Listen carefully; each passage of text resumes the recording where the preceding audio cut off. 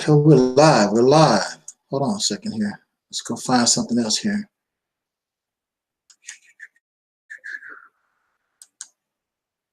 Okay, we're live. We're live. Hold on a second here. Let's go find something else here.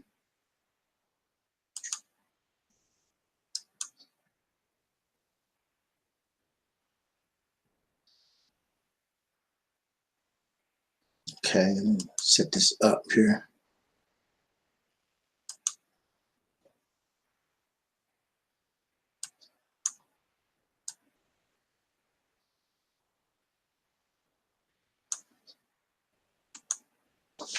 Okay, look like we're in business. Looks like we are in business. I'm Angel number 7. Welcome to another edition of what we call the Realities Temple on Earth Internet Ministry. And actually, I am really, really tired, but I did put out this notice that I would be here. So I'm here and I'm not going to stay a long time. I'm going to try to make this really, really quick and be done. But I do like spending time with you. You know, if anybody show up, I guess I'm not very popular. Y'all know I'm not very popular. So, you know, folks really don't want to come see me like that. It's all good. It's all good. I put this notice out here. I have been posting for a little while. And like I say, I just want to talk very briefly on this particular subject and really anything that you want to talk about. So the link is in the chat room. You want to come into the box and bring whatever you want to talk about, and we'll do that. I want to send a shout out to those who are on my Facebook. Let me check Facebook real quick. Make sure that's running right. Yeah, we're up and running on Facebook. 2 minutes in. Shout out to all the Facebook folks out there. If you want to join me on YouTube, the link is in the right there in the description box in Facebook also. Okay. So let's get this party started. Let me set this back up again. Well, to the point subject that we've chosen for these few minutes, the topic is Afrocentric, Black conscious teachings has caused a second mental death to these who are the descendants of slaves born in America. Now, I thought it was bad. And we all thought it was bad. Of course, all of us, well, most of us, not all of us, because some of us don't care. We are just living the life of a Negro. We are nonchalant, naive. It reminds me of animals waiting to go to slaughter. You know, chickens just do what chickens do. Cows just do what cows do until it's their turn to go into the slaughterhouse. And that's how it is with us living in America. We just do what we do until it's time for us, you know, because some of us will get slaughtered. That's why time does not, there's no amount of certain time that pretty soon it gets to the point where we must protest and complain because some of us must be slaughtered. But that is the situation that we were put in. And it seems as though we don't even want to get out of that position of being where somebody can put us into a slaughterhouse. And we just eventually just wait for the inevitable, you know, till it's our turn to be slaughtered. Slaughtered to the point where many say that Black men may have to be put on the what they call that, the endangered species list. I don't think brothers is that close to being extinct. There's a lot of us might be in prison somewhere, but yeah, as far as close to extinction, I don't think so. But I want to say and begin our conversation like this. I come from the same place that you come from. Most of us, many of us, we were raised in the Christian church. That's where I come from. I come from the Christian church. And then as a child, I was introduced to the teachings of the Honorable Elijah Muhammad. And then I wanted to, and I was attracted to that religious faith. And of course, since that time, you have the Moorish Science Temple, you have the Hebrew Israelite Nation, and you have, of course, the teachings of the Honorable Marcus Garvey, and it's so many other things, you know, the Kemetic sciences, and it's just so much that we have adopted since that time.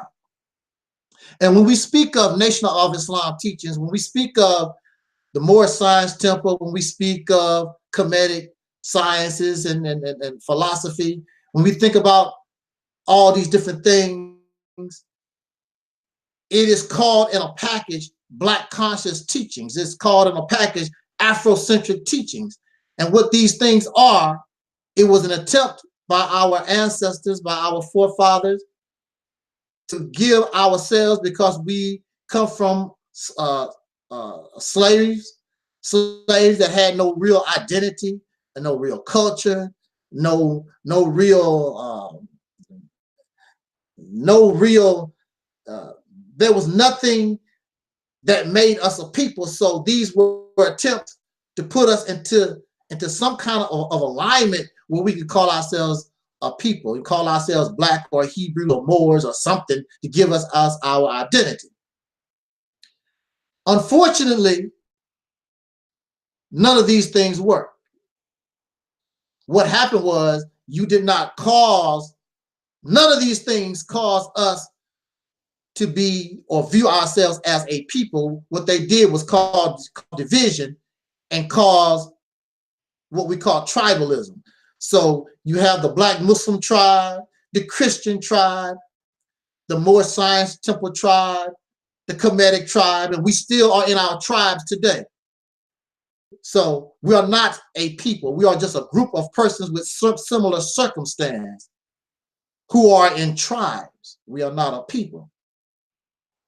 And the Nation of Islam have their teachings. The Moorish Science Temple has their teachings. The Kemetic science, philosophy have their teachings. It's all about the teachings. These teachings are the Black supremacy teachings. The teachings is all about the teachings. The Honorable Elijah Muhammad taught the teachings, the teachings. And just like regular religious doctrine, we will embrace or accept these teachings as actual facts. So of course, many of us reject what we got from the slave master. I don't want to believe in pink Jesus no more. And then you find out that Jesus is a Black man. And you're happy because now you can keep Jesus, now he's a Black man. Even though, and you just exempt the fact that it was your enemy that gave this person to you for a reason. But now Jesus is more acceptable, and you know the truth about Jesus because Jesus is Black. And you can accept Jesus because now he's Black. He was bad when he was white, but now that he's Black, that's a good thing. I wonder if is that proper thinking? Is that proper reasoning?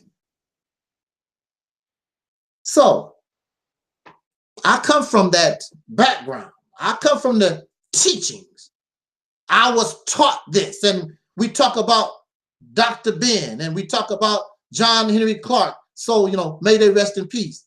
And we talk about so many of our scholars, Amos Wilson, and so many of, I don't even know who all these people are. what's his name, Valentine, and what all these different persons. We are caught up in the teachings. I am taught. I do my research. And so since you do your research, see, that's the key. That's the key. I do my research. See, that what gives everything validity. That what makes everything credible, because I've done my research. I've read many books. See, I have my sister's info behind me, but many of you want to prove that you're smart. So you put a background of a whole lot of books. I read a lot of books. They say if you want to hide anything from a Negro, put it in a book. And that's true. Books is wonderful. I read many books. If I want to put some books behind me, I have some books. I can put books behind me. I'm not impressed. I'm really not impressed by books. Books are supposed to represent certain knowledge, and there's nothing wrong with knowledge. There's nothing wrong with books. The problem here is when we think that what somebody wrote in a book is 1000% correct. That's when your problems start. When you believe that what somebody, just because they put it in a book, it's right. Everything that is in a book is not right. Just because you put it in a book. Everything that is in a book is not knowledge. It is not understanding. And you know that yourself, because many of you, excuse me, many of you will talk about against the Bible. Well, that's a book. What's wrong with it? Well, the white man. Well, the white man, he's the one that wrote the book.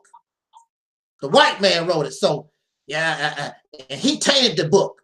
But you say that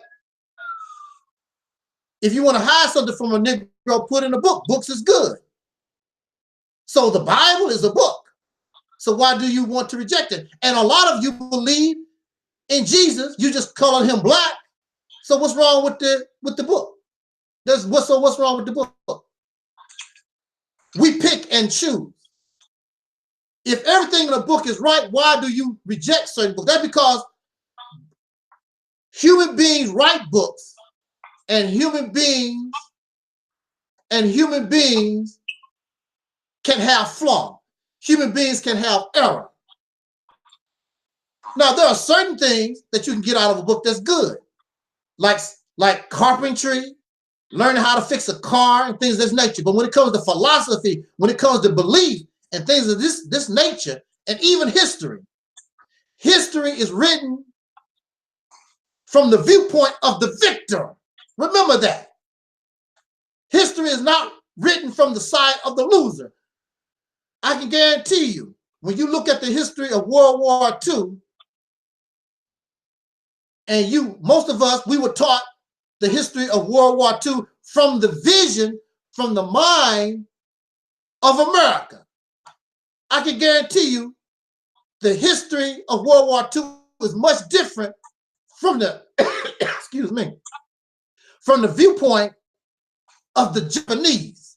I guarantee you that the Vietnam War is different from the side of the Vietnamese than the way that it was told on America.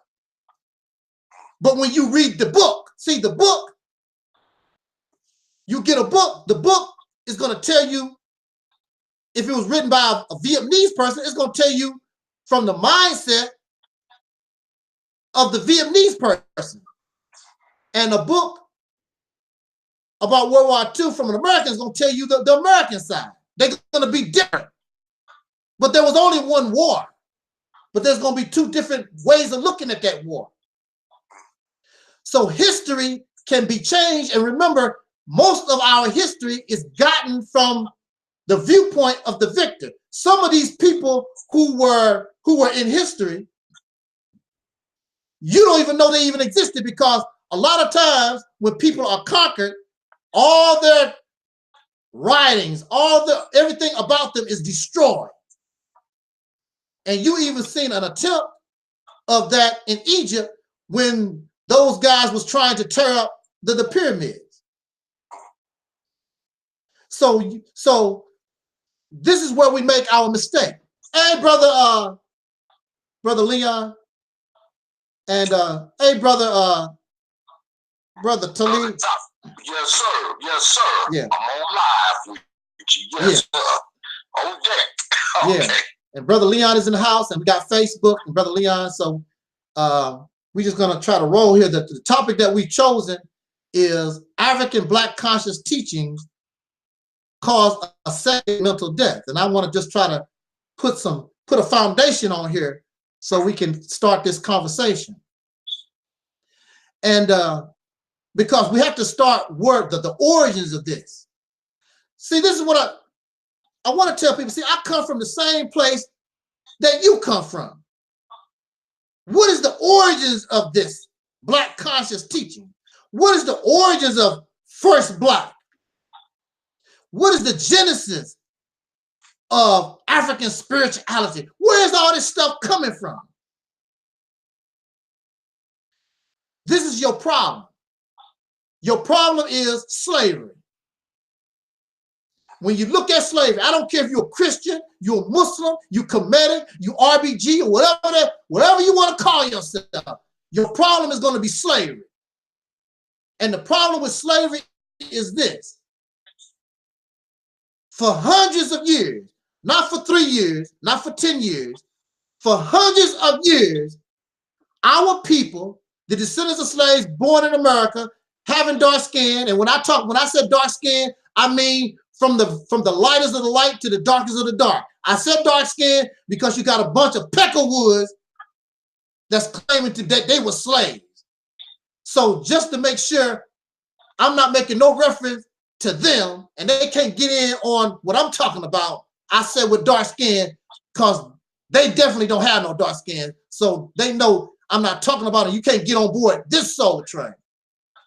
Maybe you can get your ass on some other train, but on this train, you're not going to get on. I'm talking to the descendants of slaves born in America having dark skin. The so-called Negro, the African Americans, the colored, the people called Black folks. Your problem is for hundreds of years, our ancestors was not allowed to read and write. Problem. Your problem is for hundreds of years, our ancestors, not us, because we had it, our ancestors had no religion for hundreds of years. So I think this is how it went. I think for about over 100 years, our ancestors were not allowed to have any religion. And of course, until the end of slavery, there was laws against teaching a slave how to read and write. So we didn't have no religion, so that means you was not praising no gods or nothing for hundreds of years. Now all of a sudden, when you're able to get God, all of a sudden y'all God crazy. Oh Allah, oh Jesus, oh Muhammad, you just got to have a God. But for hundreds of years, our people was not allowed to have a God.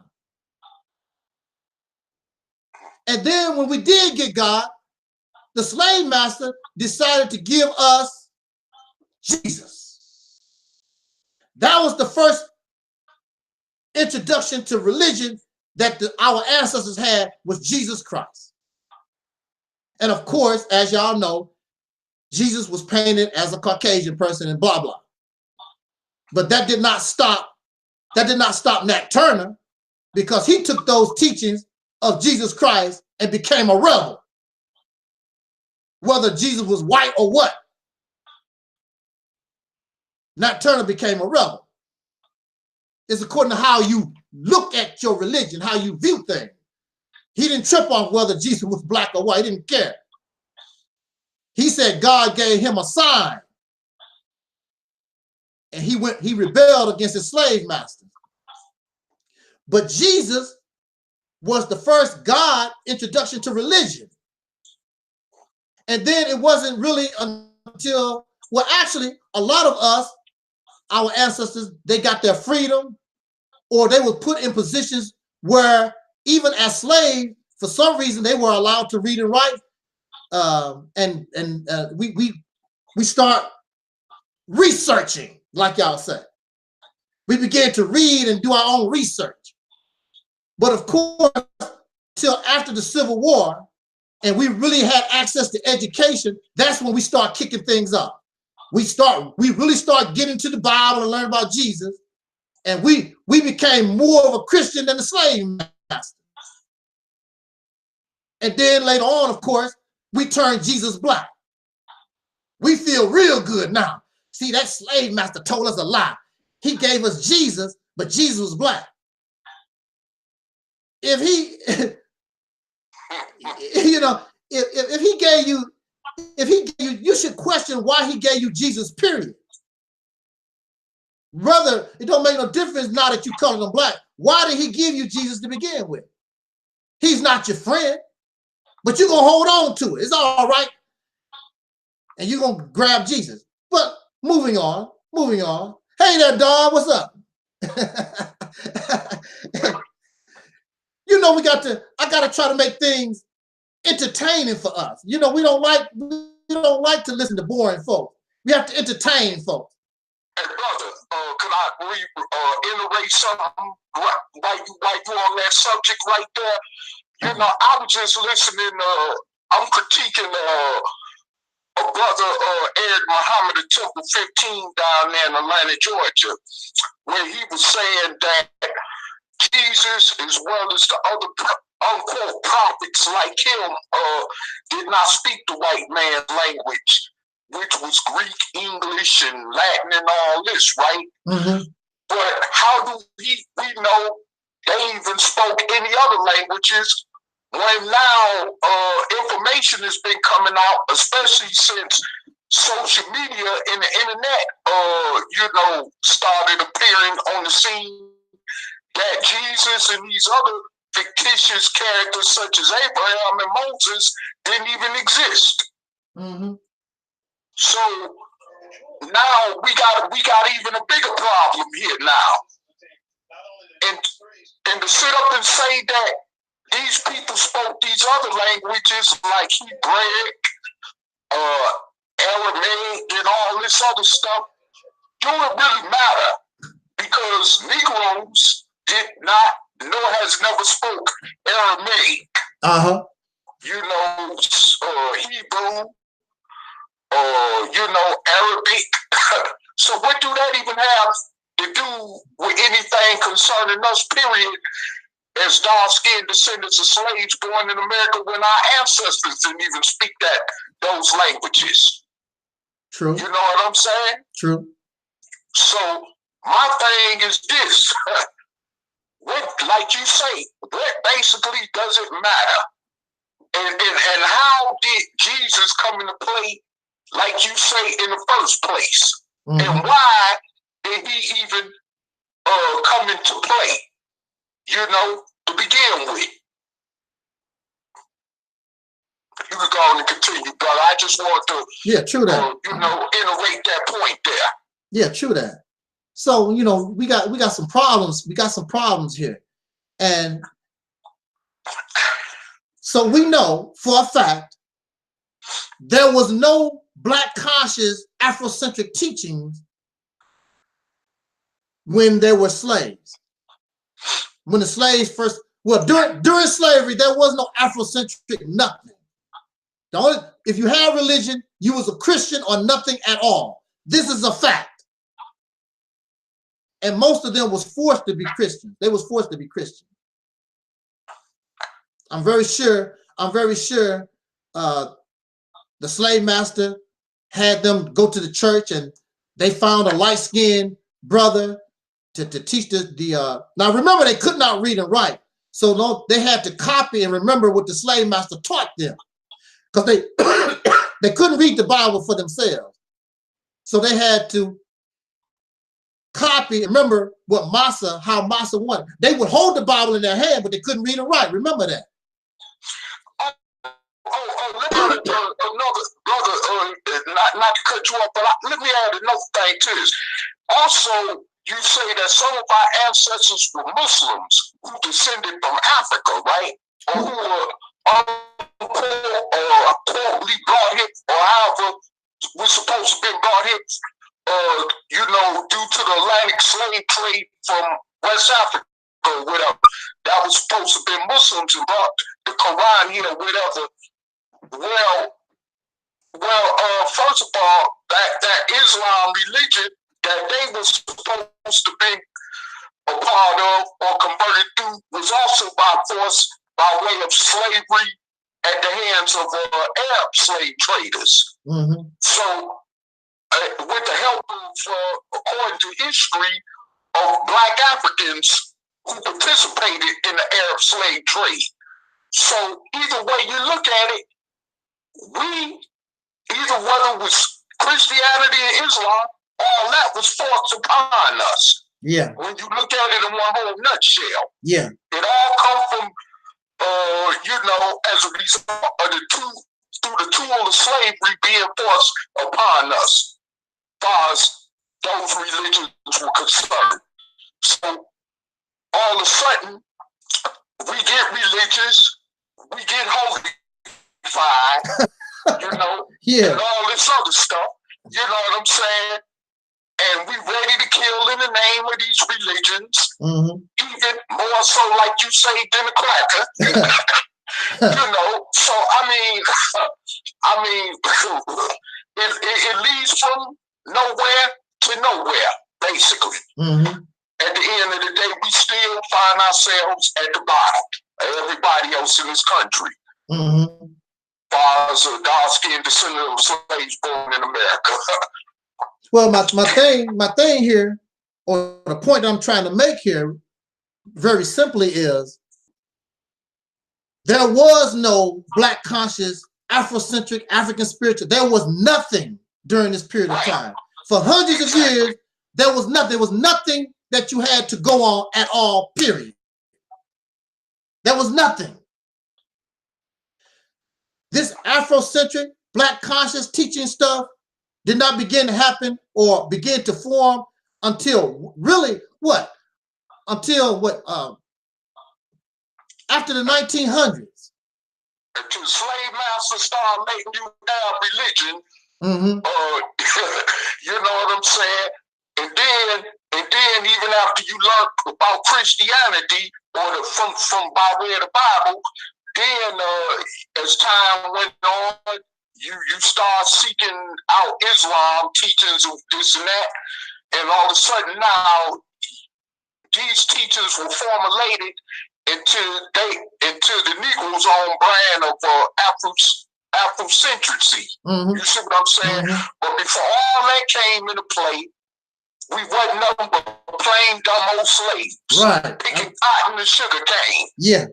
So I mean, that's all. That's where it all boiled down to, and we still in our slave-like condition. So okay, so basically, what I'm saying is, we didn't know nothing, and all the information when we do begin to learn how to read and write. What language? Who is our teacher? Who's teaching us how to read and write? Where are we getting our knowledge from? We're getting it from our slave master and their children. We learn English. We learn the science according to what they teach. All this is their teaching. Everything about us. The reason why we know about Jesus is because of them. Somebody's going to tell me, well, you know, they got that from, you didn't get it from African. You got it from them. Everything about all these Afrocentric teachings and Kemetic, if you really, since y'all love to do research, do your own research, and then research all the way down to the beginning, to the origin. You're gonna find out that Caucasian people are at the root of it, or some foreigner from another country. just like the Nation of Islam. The teachers come from a foreigner. The Moorish Science Temple, from a foreigner. None of this stuff y'all talk about is black.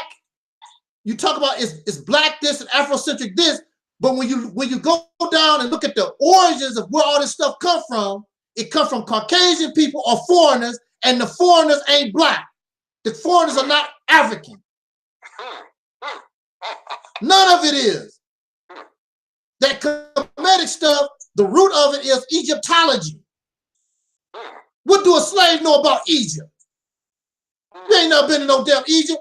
Many of y'all never even left the town that you was born in. They never left the town they was born in, and they're going to tell me about Egypt. Negro, you don't even know what a 7-Eleven is in your town, let alone Kemet. Are you serious? Right.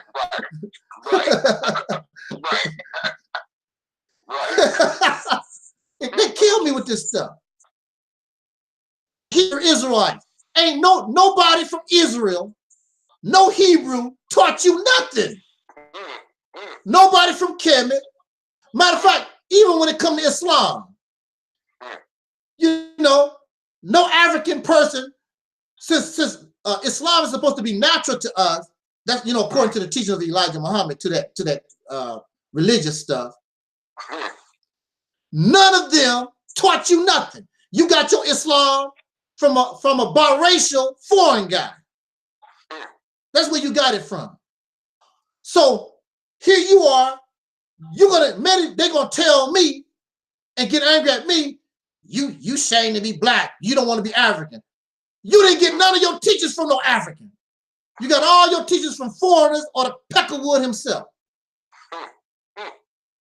Matter of fact, black and African, there's no dark-skinned people on the planet that call themselves black or African or colored or Negro. All those are the label put on the people he kicked their ass. Just like if you kick somebody's ass and said, your name is no longer Talib, your name is Buckwheat.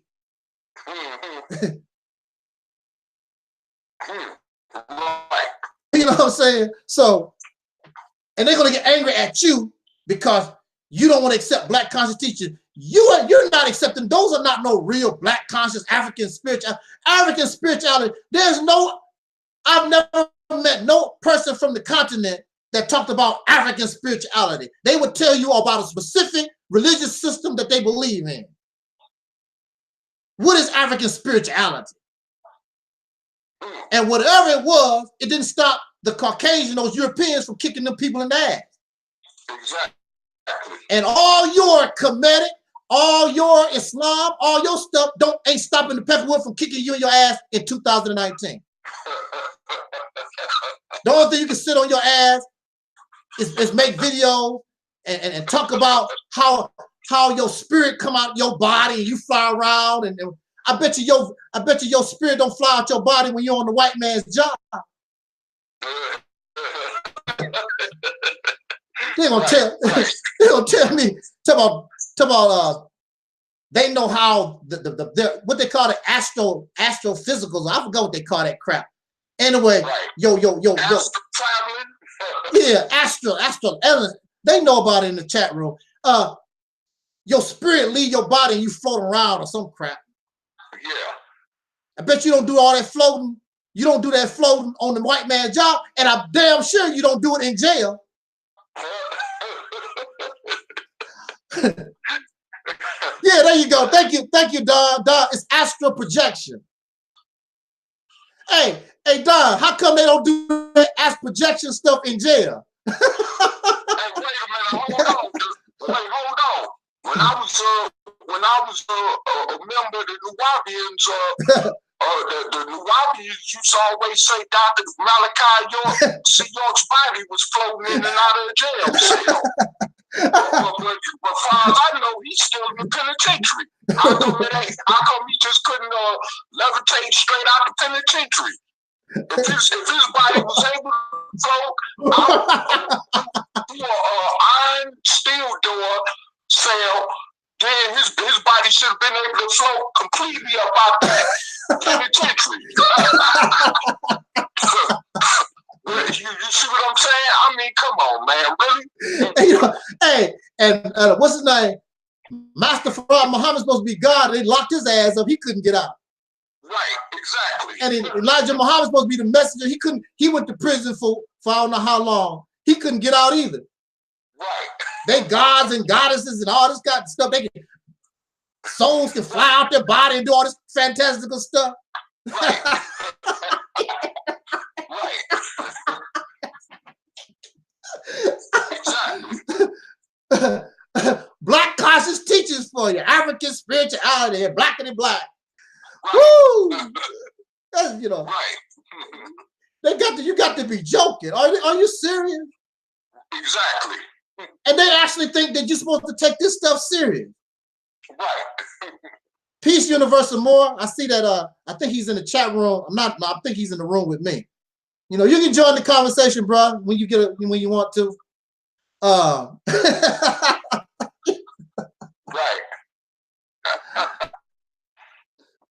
But the point I want to make is, we talking all this blackity black stuff and African stuff, and none of it is that at all. It's not even coming from those people at all. Exactly. You know, but this is the point I really want to make. Don, now I was tripping off that comment Don just wrote. He said, "Don't forget black people been around for 76 years." Oh man. They can only estimate that the earth only been around a few billion. Right. And they tell black folks been around for 76. Right.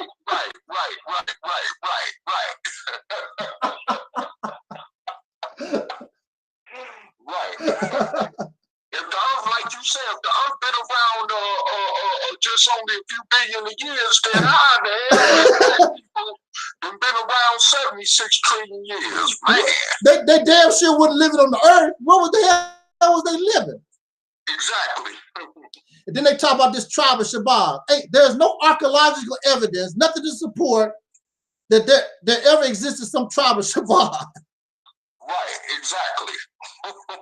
Right. And just like Brother Daniel said the name Shabazz is not even Islamic. It's not even Islamic. It's Pakistan. You know, it's a Pakistan name. Right. It's not even an Arabic name. It's Pakistani. Right. That's something they use.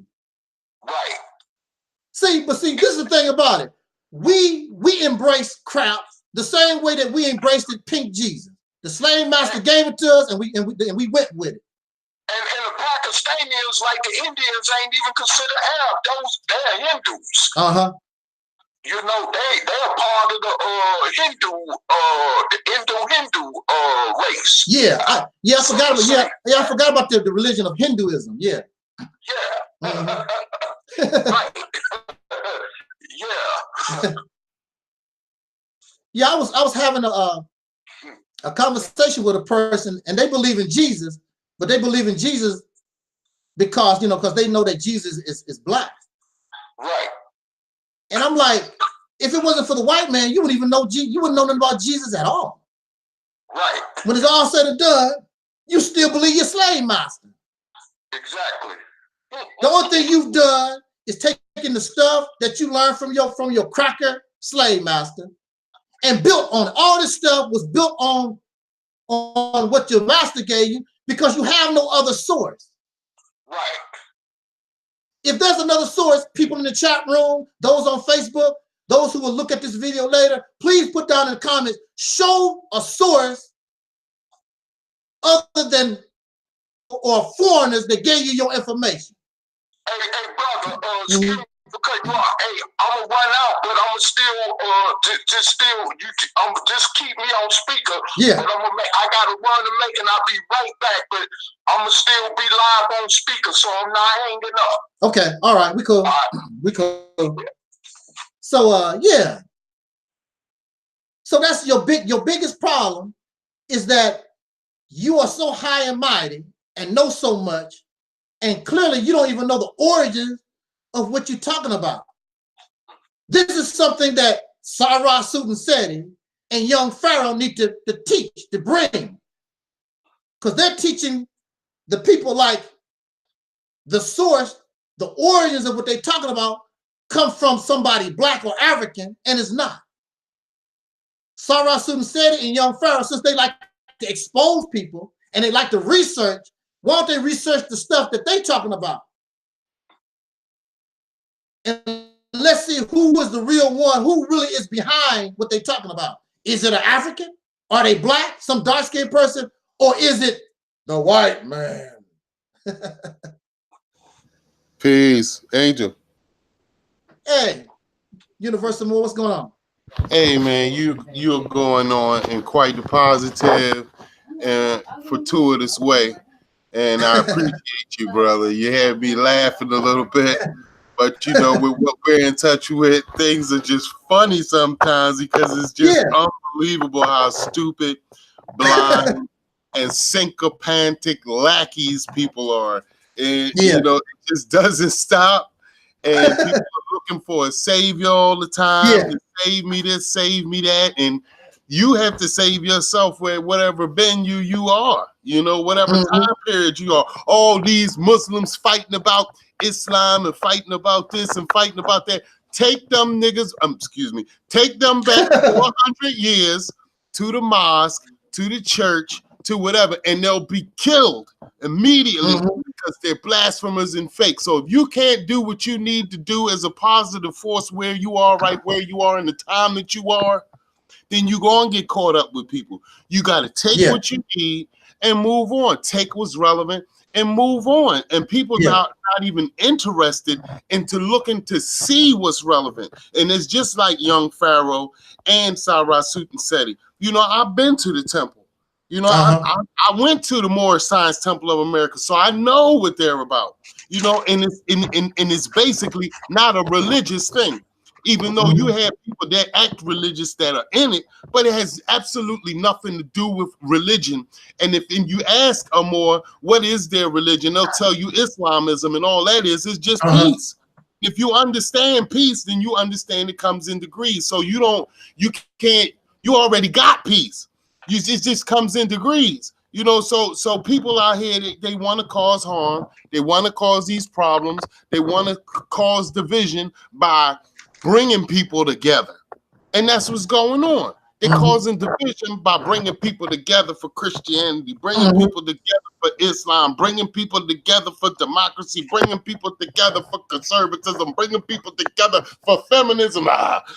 It's all the isms and ACs and all the organizations that people are joining, and they are so separated from their true self that it's no way that they can, you know, to get on the path. And when they finally get on the path, the grades have set in. They really have a larger picture than they've had 20, 30 years before, and they're angry and bitter because the things that they feel that they've been rightfully owed, that they worked for, have not been given to them, and they hate the youth. And they know that they have experience over the youth, which gives them a little bit more insight. However, the youth, you have to respect your elders. You know, even though all of the elders aren't bad or good, but if they're not doing anything to you and they're helping your cause, then you respect them for that. You know, they've been here longer than you. And see, you know, elders in the Moorish Science Temple, you got elders in the Nation of Islam, you got all of these different organizations that have been doing things, and you got these little whiny Negroes that just pop up out of nowhere. They got something to say about this, they got something to say about that, and they're walking contradictions because they have no real true knowledge itself. Because you had real true knowledge itself, is no need for you to rag on people. You just deal with the facts, and then I'll take it back for you, Angel Snup 7, the video that I made with that dude JT Riley, when he was talking about he don't like blacks terrorizing his own people, and then he does the same thing to you in the very same damn video. They're all walking contradictions. You know what I'm saying? You know what I'm saying? I remember that was like 8 years ago or so, man. Like, you know, these Negroes are still doing the same thing, and they so-called conscious, but they fail. They fail, man. They fail every chance. you know, and you get the pro-black, black this, black that, black this, black that, blackity, black, the black. The whole time you talking English, you thinking English, you dreaming English, you got little dead white men's piled up in your pocket, you got all this black, but you just listen. If you accept the fact that you are who you are, and just like you've been used, you should be intelligent enough to use what is available to you to get ahead. Right. Period. Right. You ain't got to go to church to learn that. You know, you ain't got to go to the mosque to learn that. You do good business dealings with people because you got to do some kind of business to survive over here in the USA.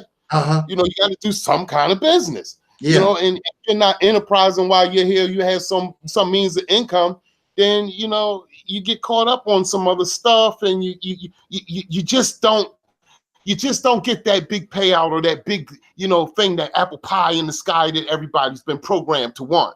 You just never going to get it. And see, people like you, people like me, a few other Moors I know, a few other brothers that came out of the Nation of Islam, but you know, you have to overcome things. You know, just like you're addicted for life. You got addicted. That's bull. We've forgotten how to overcome. We don't overcome nothing no more. We just, we're defeated, we're victims, but we cannot overcome. When you join a religion or you join an ideology, the purpose of that ideology is for you to advance and rise above it. If it's not accelerating you or elevating you or moving you up or promoting you or giving you some means of success, you need to leave it alone, because you're going to be stagnant and you're going to try to preserve this rotten piece of crap that you're aligning yourself with. I'm gonna stop, bro. I'm talking too much. You know what I'm talking about, man. I don't belong here, bro. Hey, peace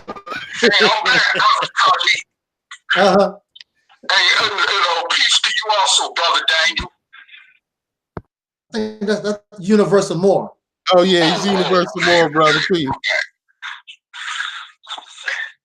Well, I tell you this. See, this is the thing that's wrong.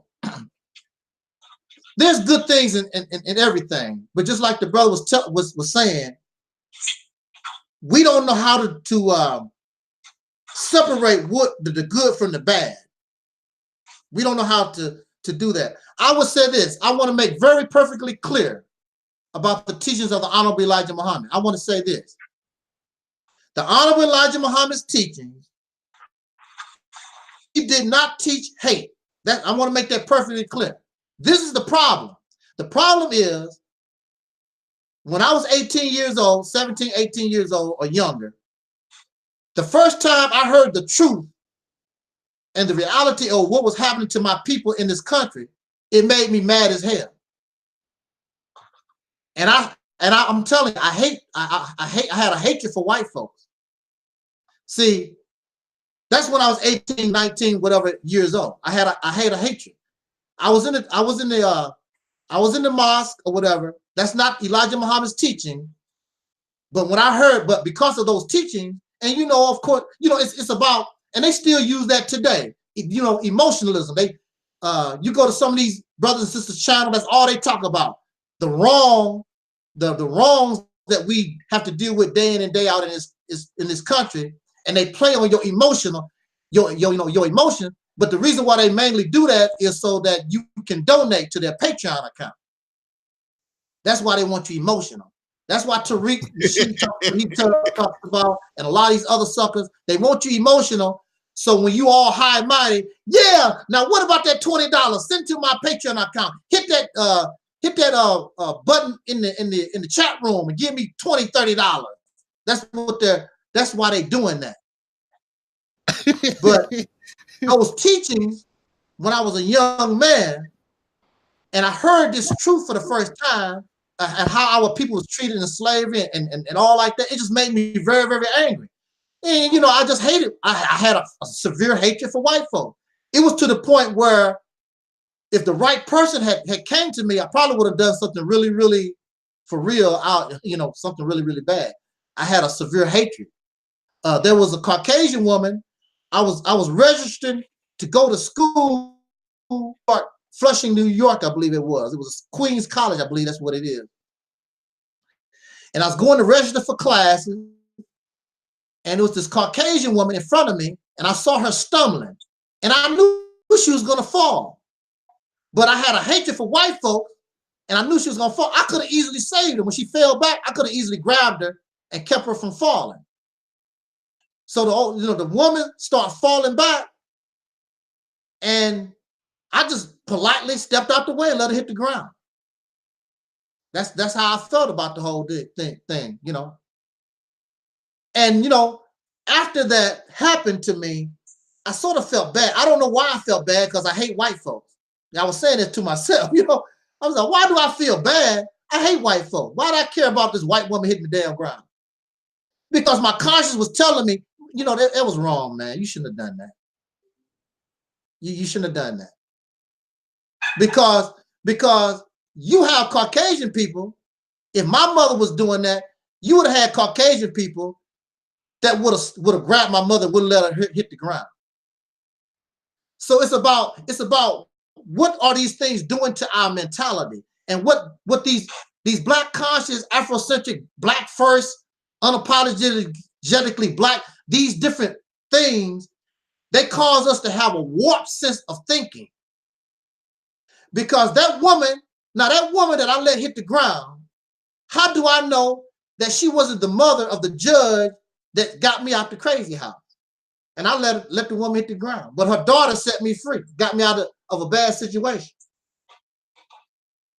So these teachings, basically what I'm saying is these teachings causes us to have a warped sense of thinking. If I continued to have that type of thinking when I was locked up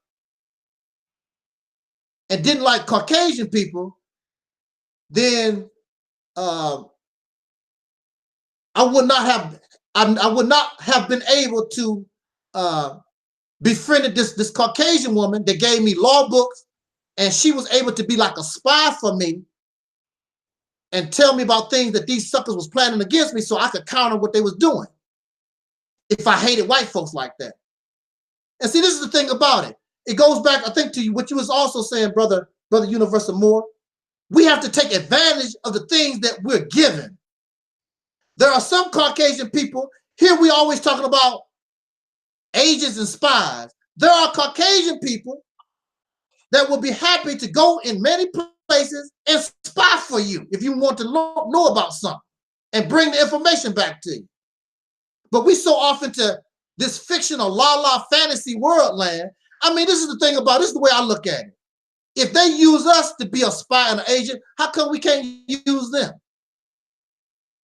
How come we can't use them to go into places and learn certain things and bring the knowledge back to us like they do, like they pay our people off? Hell, don't you know,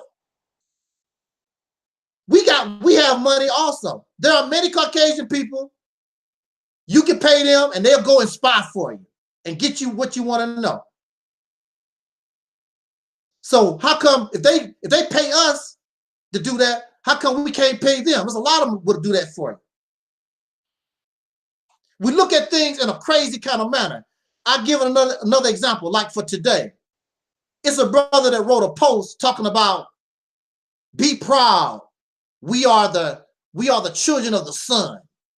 You know, about Black folks. You know, our ancestors are the children of the sun, or something to that effect. And I wrote him back. I said, bruh, all life on this planet is of the sun. You know what I'm saying? All life on this planet. If you take the sun out of the equation, all of us gonna die. All life belongs to the sun. And that's why ancient people worship the sun, because they understood the power of the sun. All of us, regardless to your skin color, all of us are children of the sun. We are the manifestation of the sun. You take the sun out, all of us would die. We need the sun. The plants will stop growing. This planet will go into nothingness. It's not going to say that this planet would not have life, because there's a lot of creatures right now that live under the ground. But see, another thing, just because you're not in the sun still don't mean that you're not dependent upon the sun. Because even though that you live underground like worms and a lot of other creatures and things that live in total darkness, they still get their substance and their life from whatever it comes indirectly from the sun. So we all, we all exist in our origin due to the sun. But they on that Afrocentric kick, like that's something special. I mean, everybody's part of the sun. Then you talk about the melanin and whatever. You know, I hear that. I know Caucasian people who can take the sun better than most black folks can. I know Caucasian people who can go out in the sun and stay out there for hours and hours and hours. You got Negroes who can barely be out in the sun for 5 minutes talking about, I need an air conditioner. And they black as hell. See, we get caught up in that fantasy, that fantasy teaching type stuff. It makes people not think right. There's Caucasian people that have been living in the desert for hundreds of years. They don't have no melanin.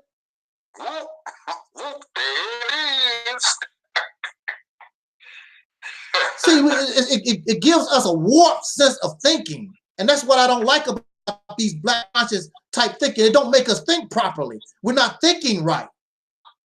You know, we're gods and goddesses. Everybody can't be no queens and kings.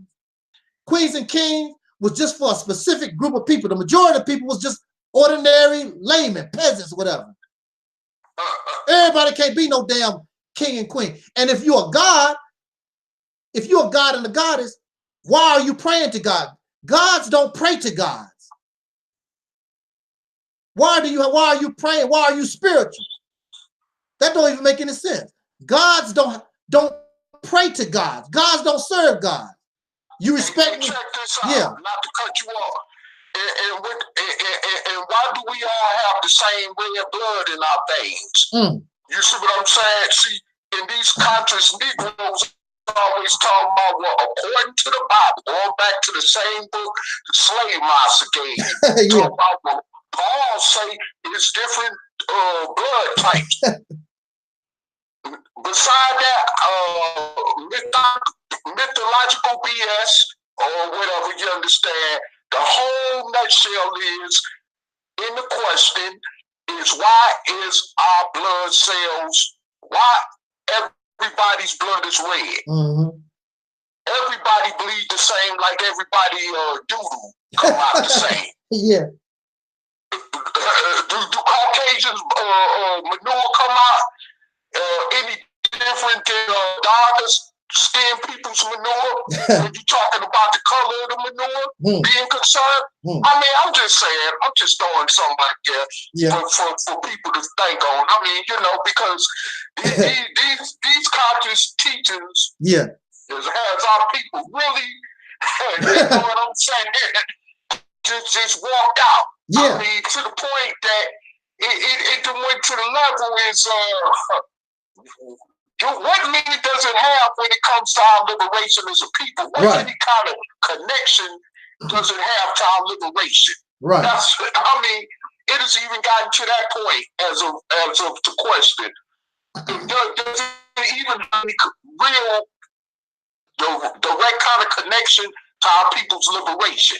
See, when we start to get so intertwined, like you say, into the asteroid travel, the mother plane shit.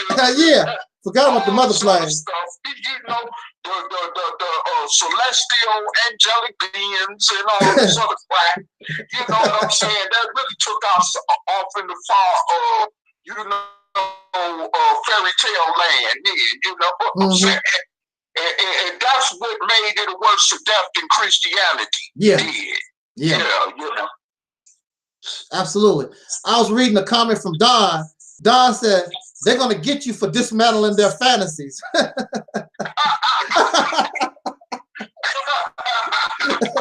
what it is. It's fantasy teaching. It's not real. That stuff is not real. Right. It's feel good stuff. You might as well stay in church. Right, exactly. You know, if Malcolm X stayed in church, he probably wouldn't have got shot down. Because Christians, you know, Christians not known for doing stuff like that. Hey brother, it's something you said that's real. There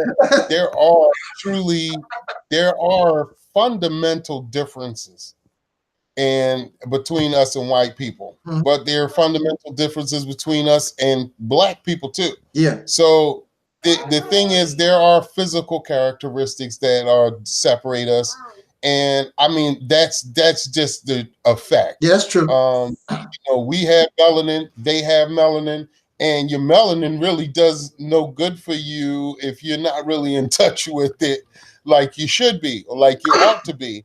And some white people are in touch with their melanocytes more than a lot of blacks are. That's why they need that air conditioning in the summertime, because they haven't even worked on their body's cooling system. And not to mention, the physical environment that we live in is not built for us to take the sun. All of the windows in the house are UV coated. All of the car windows are UV coated.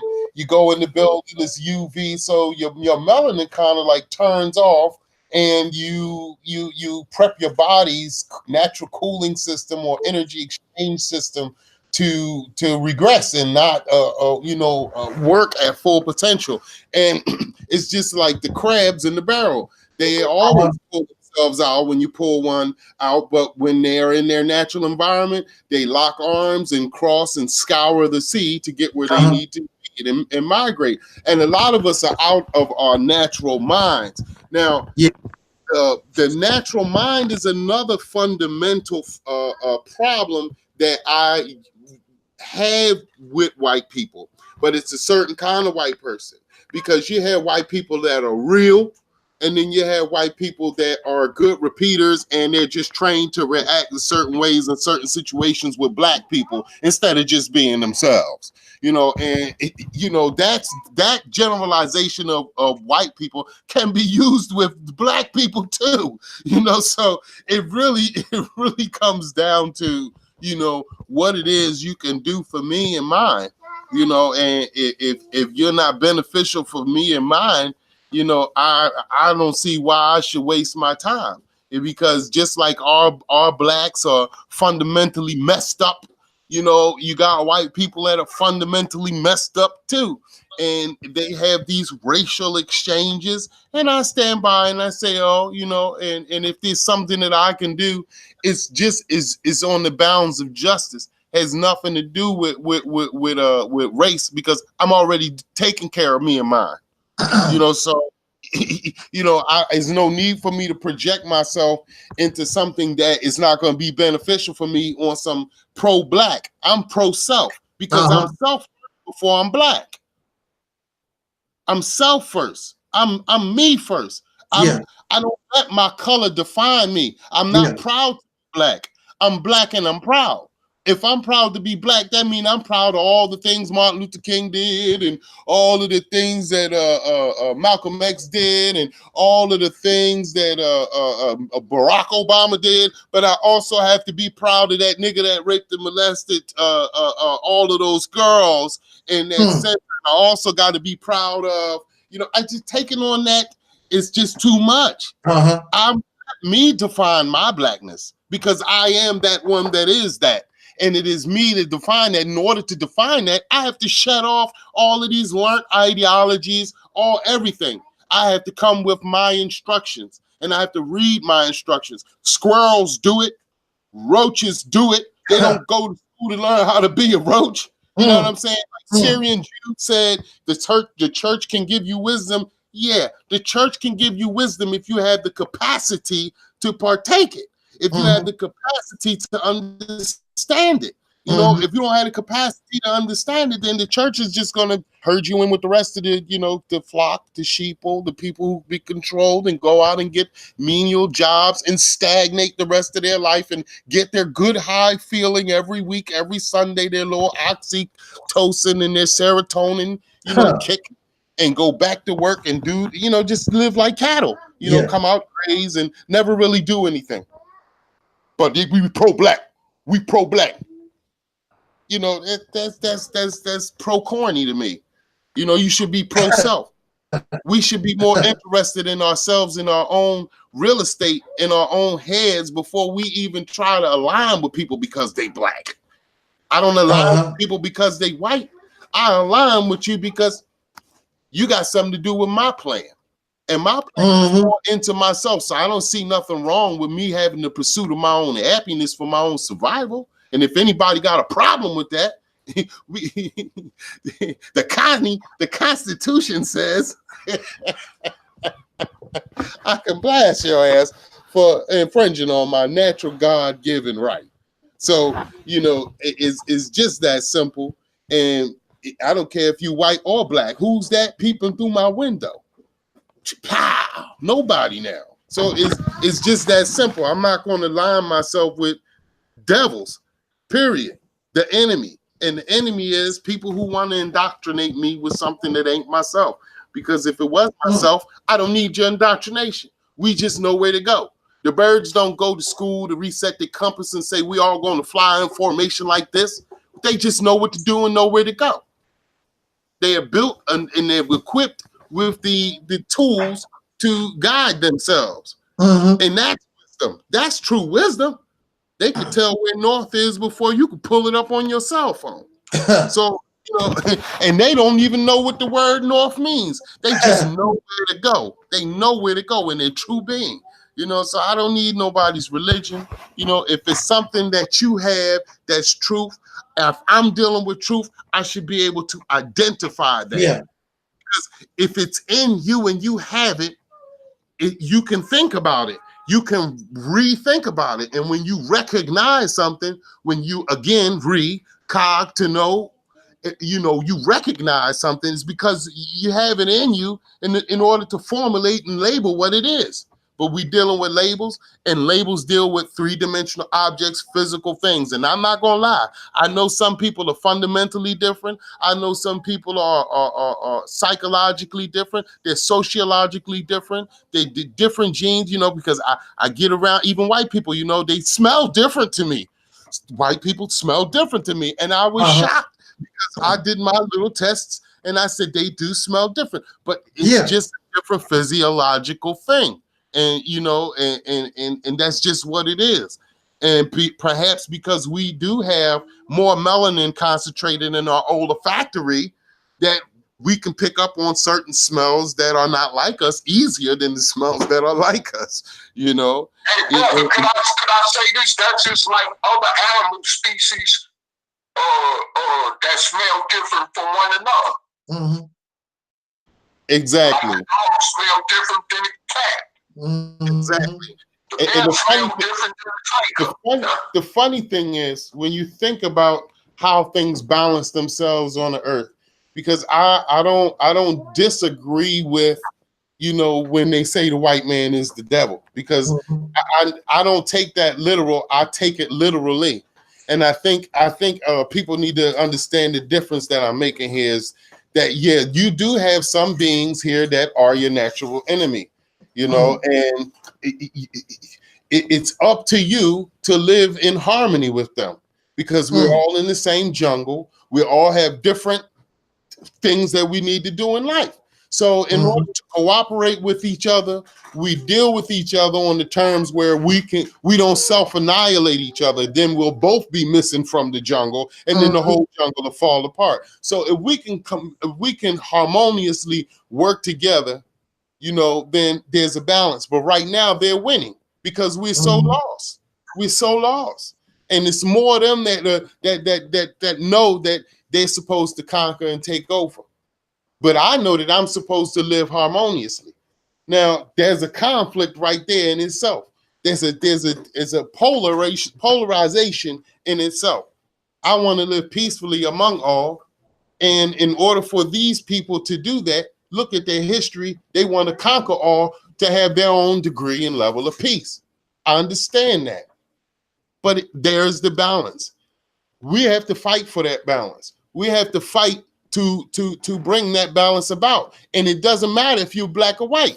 If you disagree, you're on the wrong team. Then that means you're the enemy. And if you're the enemy, that translates into Shaitan, Satan. And that's all that is. Ain't no nigga with no red skin, no two big horns, breathing fire with a long tail. All that's fairy tale. All that is fairy tale. And if you don't have the wisdom to understand that language, to understand what these people are talking about at a church, you won't get that wisdom from that church. You won't get that understanding from that church. And see, that's the thing, man, that, we so caught up with other people having having their real estate and taking up our real estate in our heads that we just don't know what is in our own head.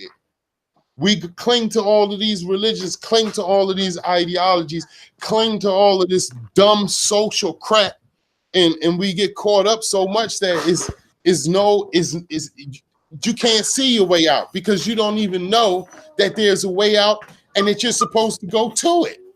So, you know, I think it's real serious, but at the same time, I can't help but laugh because it's so simple. You cross over and you see these things taking place, and you can only either do two things: get angry at the stupidity or laugh at it. You know, that's just the only two things that you can do, man. So I don't know, brother. We're progressing in the state because it's a lot more smarter people now. But I think we're polarizing because it's a lot more dumber people now. You know, 20 years ago, it's a lot more dumber people than it is now, bro. You know, like right now, we are really, you know, at a polarization. Like we got to be splitting apart, and one side's yay and the other side is nay, and that's good for change, revolution, evolution, and moving on. I think so, and myself, and the things that I'm doing, that you're doing. We're not aligning with these organizations. We are aligning with the truth that these organizations use to manipulate people with. Yeah. And we're freeing people from that I can't. Thank you, babe.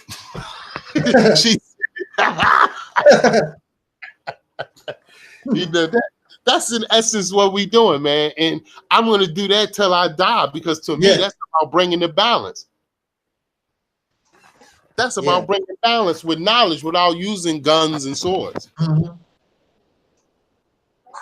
But I don't take that off the table. I always tell them physical confrontation. That's on the table. I don't take that. That's an option. It's always on the table. If other folks can put military action on it as an option, then I'm putting it. We need to put that on the table also. That shit. And see, this is my thing too. See, a lot of us, some of us are very scary, and they talk about one thing we're gonna do is lose. First of all, you don't know whether or not you're gonna lose or not, and there's different ways of dealing with stuff more so than just guns and bombs and stuff like that. You can go to war. McDonald's is at war with Burger King right now. You know, the battle of the burgers. It's different ways of engaging war. But even, let's say for instance, if we're talking about a physical confrontation, I would rather die and lose and let these suckers know I'm not nothing to play with than sit around here and plead and march and like, no. Because when I go to war with your happy ass, believe me, I'm gonna put a whooping on you. You ain't gonna want to do that again. It's simple as that. These suckers keep messing with us because there's no consequence. They can kill us. They can throw us in jail anytime they feel like they do whatever they want to, and there's no consequence. So you need to make, if it comes down to that, you need to show them there's going to be consequence now. You can die just like I can, sucker. You need to let them know that. But I want to say this in my conclusion, and we can keep talking, but I want to say this. When I was locked up, I was pro-black. I was African, all that stuff these people talking about. I was that when I got locked up. Pro-black, blackity black. That's what I was when I got locked up.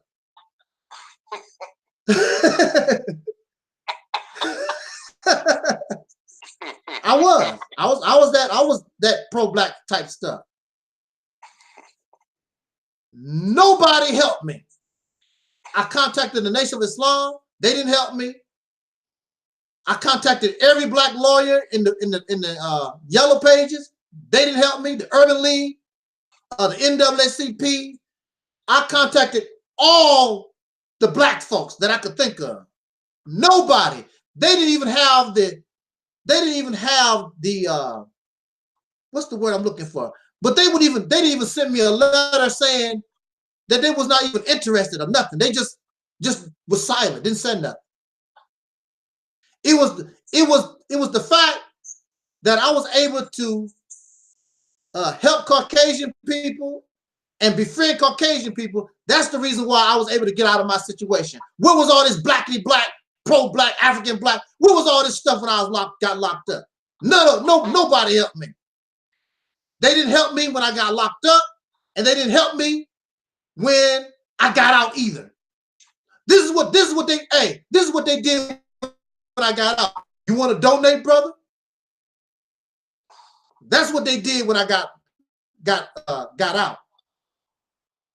The Nation of Islam, you ready to join back again, brother? That's what they did when I got out. You better get the hell out of my face. What have this stuff, all this, it's thousands. Look, it's thousands and thousands of these people with this blackity black, African black conscious teaching stuff. It's thousands of them.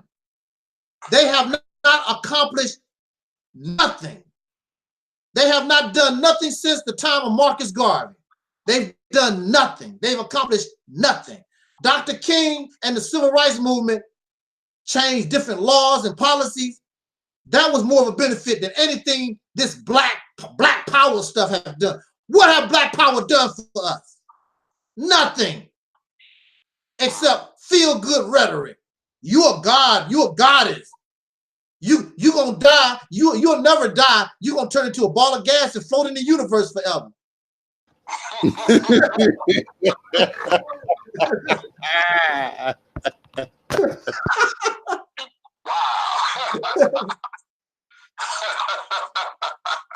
I probably work on my video tomorrow, but you know, Louis Farrakhan just proclaimed to be the Christ. He's the real Jesus of the Bible. And thousands of people is clapping. I'm like, what? Are you serious? So I just come to the conclusion, you know, that maybe we need to just start looking out for ourselves, those of us who have a little sense, because the only thing I can conclude is we are on our way to a mass grave. It's not looking good. It's not looking good at all. And our young people are listening to these dumbass elders. They caught up like poor Brother Ben. You know, poor Brother Ben, you know, he done shook Farrakhan's hand and Farrakhan smiled at him. He's really caught now. He's really into, you know, he's really caught up in that madness. And when you listen to that speech, the first thing they ask about is money. And still talking about, are you going to donate to Farrakhan for his, you know, for a Savior's Day gift? Damn, how much money did you give him just to put on Savior's Day? You done gave this guy. And it's not enough.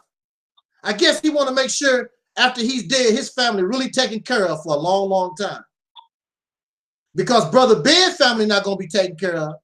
And all them brothers and sisters that's in the audience, their family's not going to be taken care of. You know, we caught up. This ain't nothing but the same old church garbage. Matter of fact, we would do better in the Christian church. To me, if we got to go that route, we would really do better in the Christian church. Because this pro-black stuff, they really out there in La La Land. They really. Have you ever heard some of them talking all that metaphysical stuff? I'm like, what? Have you ever seen? They get a chalkboard and they look like they're in a college class and they talking all this metaphysical. I said, what do you do with it? Like if you learning geometry and algebra, there's a place where you can learn that you actually use that mathematics. Hey, I want to just say one thing, brother, before you close out. I just want to say this. Okay, me personally, if people say that the Caucasian is the devil, then be in that case, well, since we are the original people on Earth far as woolly haired, dark-skinned people are concerned, so say the conscious community, where did they learn all their devilishment from? Where did the Caucasians learn how to be savage, learn how to be killers? You know, because I mean, from my understanding, you have tribes over there in the continent of Africa today, throughout the continent of Africa, that predates European colonialism altogether. And they practicing sadistic stuff like cutting out women's genitals so they won't be able to become impregnated and all that type of stuff, which is tribalism. People eating, other people's human flesh, which is part of tribalism tradition. Even Elijah Muhammad said there were uncivilized tribes in Africa. So, if we're the original people on Earth, where did the European learn all this from? and so then who does that make the first devils on the planet? And then according to the teaching of Elijah Muhammad, and even according to science, they said that all life came from the first man was the original man in Africa. So all men come from that one original man. So if the white man is a devil, that means that devil was always in that black man to begin with. I hear people say that homosexuality came from the European. Once again, if all this is happening, who did they learn this from? Especially let the nation tell it, and let even other organizations like the Nubians tell it that they created the white man. Right. The genetic process, or whatever the case is. Did you see what I'm saying? Where did the white man learn all they negative habits from? See, it goes like this. Just like even Malcolm X said when he started waking up to the hypocrisy of the Nation of Islam, it's like he said, he said, well, the white man in America is worse than any other white man on the planet Earth, including even the German. Okay? So that goes back to like Caucasians here in America. They react in dealing with black people in a certain way. As where somewhere in Europe, they are taught and trained to react to dealing with darker skinned people in another different way. You see what I'm saying? So, in other words, just like you once said, all the European nations did not have nothing to do with the so-called slave trade. Right. You see what I'm saying? So, and that is a fact. So, even though they are benefiting as a whole from it to this day, but all of them originally did not have nothing to do with that. Right. So, my thing is this. When we use that terminology called the devil, we got to really take this to a whole nother different level and take it to the point of where the root of all it is supposed to come from. Because the word like devil, and just like any other word, man came up with that. Right. So it wasn't no mysterious divine being from somewhere out in the cosmos that came up with this. Right. I'm just saying. Yeah.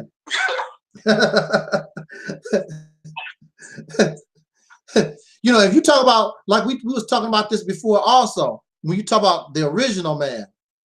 Right. Remember now, we've been here for 76 trillion years. Right. You're the original man. Now, if you've been here for 76 trillion years, according to these according to these teachings or whatever, right? And you the original man, and you so great. Well, that means, common sense tell you, well, you had plenty of time to be the first man to do a whole lot of stuff. Meaning that you was the first person, the first people to, the first rapist, the first liar, the first slanderer. You did all this kind of stuff. Right. You did it first. So I wouldn't be bragging about being the original. And then on top of that, being the original still don't make you the best.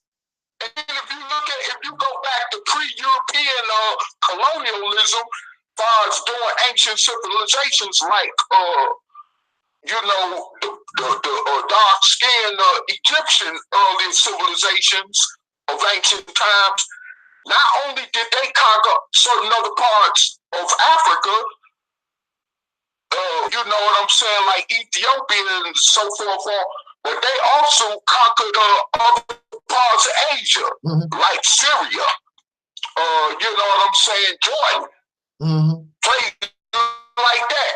So was that now? What's different than that from colonialization? When you talk about the Moors who went up to Spain and you know what I'm saying, conquered Europe.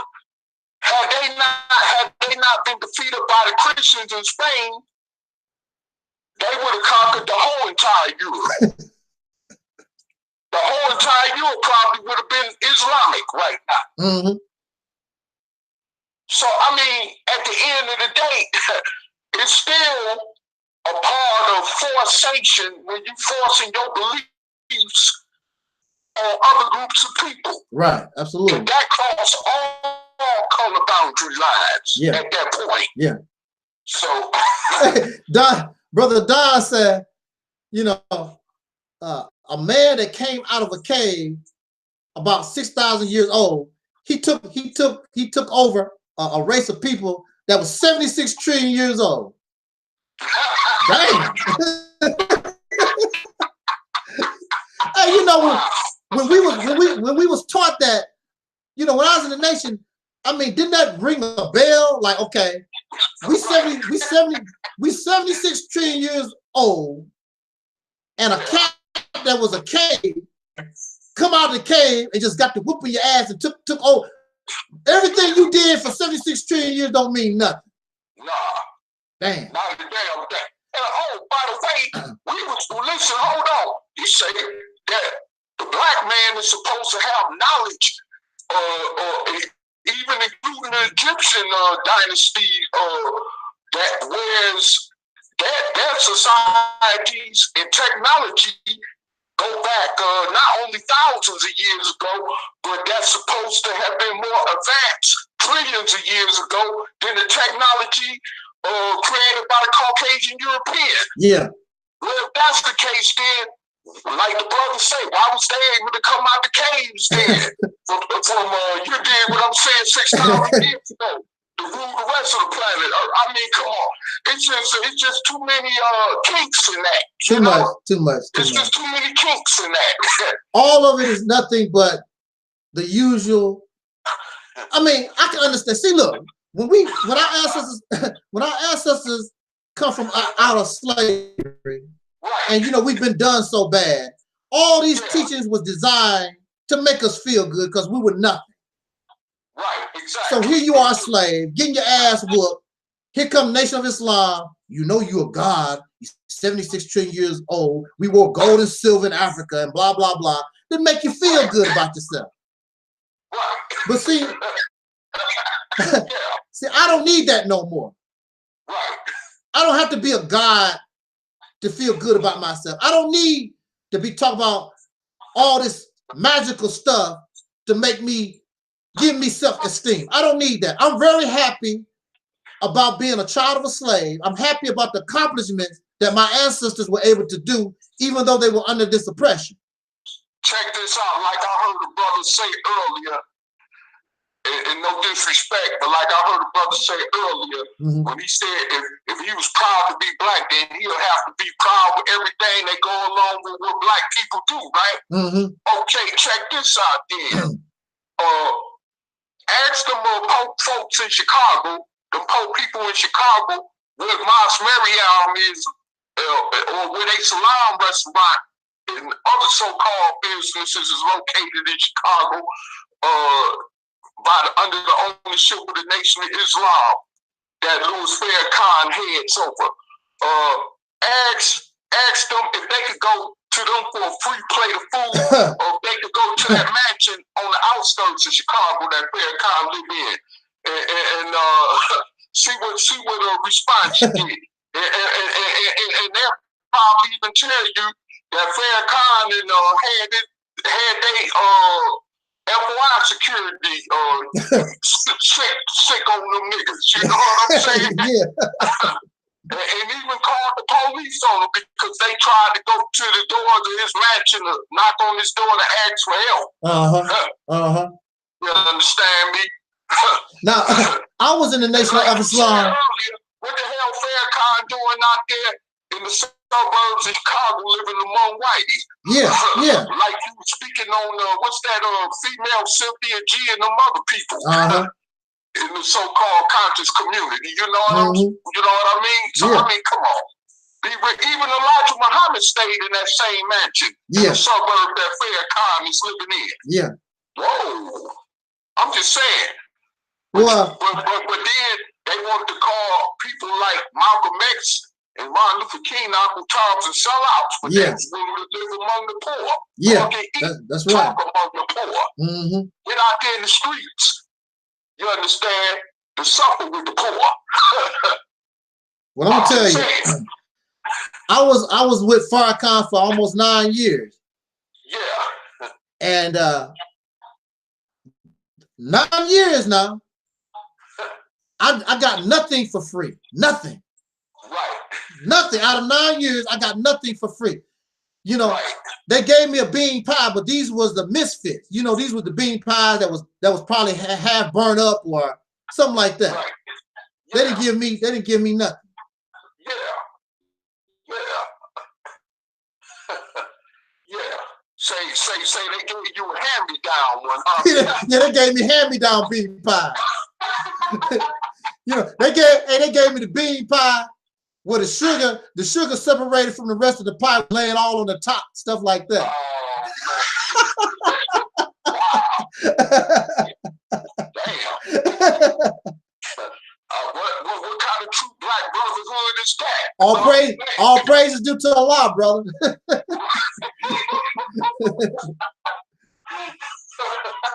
I mean, you know, I ain't never seen no other group of people in this country, and I'm not gonna talk about somewhere what's going on in some land because I don't know nothing about that. All I understand is what's been happening here in America all my life.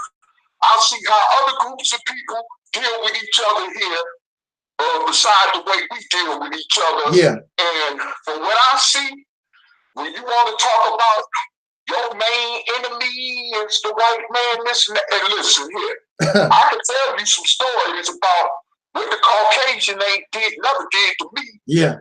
As far as the words go, that other darker skinned people did or tried to do to me. Yeah, yeah. I'm just saying, you know. True that. Yeah. So when we want to come down to that part, I mean, you know what I'm saying? I can really get technical. I mean, you know. Yeah. Well, with that said, I'm tired. I'm ready to get out of here. Anybody had anything to say to wrap it up in conclusion here? We can move out of here. If not, I really do appreciate Brother Universal Moore being here with us today. I appreciate Brother Talib to be here on speakerphone with me here. And Syrian and Don and those in the chat room. If I missed somebody, those who are watching live, of course, on Facebook, I appreciate it. And brothers and sisters, you know, I'm not here to be a troublemaker or cause anybody no trouble. These things are important. We are, you know, we can believe whatever we want to believe, but you have to look at some of the things that we believe and we hold on to. And a lot of stuff to how we view things is causing problems. It's being detrimental to the number one priority. And the number one priority should be being liberated from an oppressor once and for all. So I suggest to us that the only real solution, brothers and sisters, is we have to get serious and work on what we call the Mississippi campaign, Operation Exodus Mississippi. And if we don't get serious on that, you know, I don't know what to tell you. I don't want to be one of these type of people. The only thing we do is sit around here and talk. I'm not about that. I'm not about just talking. But I don't have thousands and thousands of folks following me. I haven't took a dime from nobody or none of this. So, hey, I'm not going to sit around here and beg you to do nothing. I tell you about the Mississippi campaign. You want to help? That's cool. If you don't want to help, that's cool. I'm not going to sit around here and beg grown men and women to do nothing. I'm not going to beg. You know what's up. And if you want to gamble your life, that's your business. So it's up to us. If you want to do this campaign, I'll do it. You inspire me to do it. But if you don't want to do nothing, I'm not going to do nothing, because I'm not going to waste not one dime. I'm not going to waste my time trying to do something by myself. And then we're going to do the little red hen thing, and I get everything to going, and then all of a sudden, everybody come out the woodworks, and you think that you're going to benefit from my work. No, no, no, no. I'll be doing my thing in Mexico or somewhere in Africa or somewhere else. I'm not going to share nothing with your lazy, happy ass. I ain't doing it. Say that again, brother. You know, I'm not sharing. I'm not going to do the work, and you think that you're going to come and get some of this pie. You want some pie? You better help bake it. You better help get it together. Like John Africa used to say, the late John Africa, or John Africa movement out of Philly used to say, get in the mud with us then, if you really about this work. Get in the mud. Time to get in the mud, people. And with that said, we are out of here. Thank you for listening. Thank you for watching. And I was tired, but man, I wanted to talk to us this weekend. I just did. And tomorrow I'm going to try to get that. I want to try to analyze that Savior's Day speech by the new Christ Farrakhan.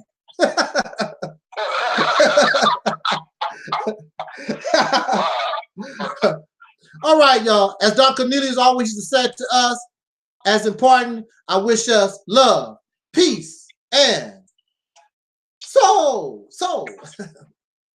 And we are off air.